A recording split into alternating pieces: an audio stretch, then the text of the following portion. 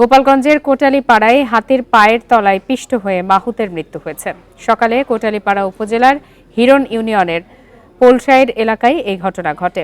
নিহত নজরুল ইসলামের বাড়ি কুড়িগ্রাম সদর উপজেলার মোগলবাসা গ্রামে। প্রত্যক্ষদর্শীরা জানান, সকাল 9:30টার দিকে হঠাৎ মাহুতের কোনো সংকেত না পেয়ে তাকে পিঠ থেকে ফেলে দেওয়া হয়। পরে পায়ের তলায় পড়ে ঘটনাস্থলেই মারা যান মাহুত নজরুল। পশু ডাক্তার সহ একটি প্রশিক্ষিত টিম হাতিটিকে নিয়ন্ত্রণে নিতে গাজীপুর থেকে কোটালীপাড়ায় যাচ্ছেন বলে জানিয়েছেন বন কর্মকর্তারা।